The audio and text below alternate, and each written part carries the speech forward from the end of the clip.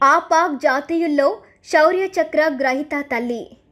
పహల్గామ్ ఉగ్రదాడి నేపథ్యంలో పాకిస్తాన్ వలసదారులు జాతీయులు భారత్ను విడిచి వెళ్లాలని కేంద్రం ఆదేశాలు జారీ చేసిన విషయం తెలిసిందే. జమ్మూ కాశ్మీర్ నుండి 60 మంది పాకిస్తానీయులను స్వదేశానికి తిప్పి పంపేందుకు అధికార యంత్రాంగం చర్యలు ప్రారంభించింది. ఆ జాబితాలో శౌర్య చక్ర గ్రహీత తల్లి కూడా ఉన్నారని అధికారులు పేర్కొన్నారు.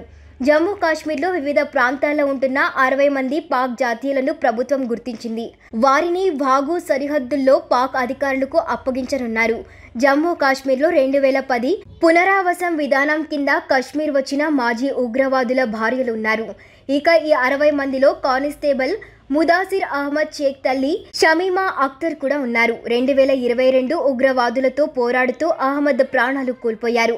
ఆయన జమ్మూ కాశ్మీర్ పోలీస్ విభాగం నిర్వహించే అండర్ కవర్ ఆపరేషన్లో సభ్యుడిగా ఉండేవారు. అయితే ఆయన మరణానంతరం కేంద్ర ప్రభుత్వం శౌర్య చక్ర పురస్కారాన్ని ప్రకటించింది. దానిని 2023లో షమీమా ఆమె భర్త కలిసి రాష్ట్రపతి నుండి స్వీకరించారు.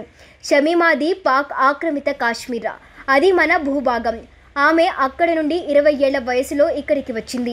45 ఏళ్లుగా ఇక్కడే నివసిస్తూ ఉంది. పాకిస్తానీలను మాత్రమే బహిష్కరించాలని మోదీ, అమిత్ షాను కోరుతున్నాను అని ముదీసిర్ అంకుల్ బంధువు మీడియా ఎదుట అభ్యర్థించారు.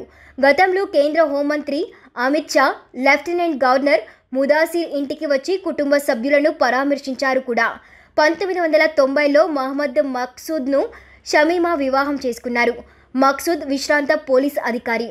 ముదాసిర్ జ్ఞాపకార్థం బురాముల్లాలోని ప్రధాన పట్టణ కూడలికి షహీద్ ముదాసిర్ చౌక్ అని పేరు కూడా పెట్టారు. ఇదిలా ఉంటే జమ్మూ కాశ్మీర్లో 2010 పునరావాసం విధానం కింద కశ్మీర్ వచ్చిన మాజీ ఉగ్రవాదులు పాకిస్తాన్ భార్యలు భారత్ను విడిచి వెళ్లడంపై తీవ్ర ఆవేదన వ్యక్తం చేస్తూ ఉన్నారు. తాము పాకిస్తాన్ వెళ్లడం కంటే తమను చంపేసి సంచుల్లో మృతదేహాలను పాకిస్తాన్కు పంపించాలని కేంద్ర ప్రభుత్వాన్ని వేడుకుంటూ ఉన్నారు.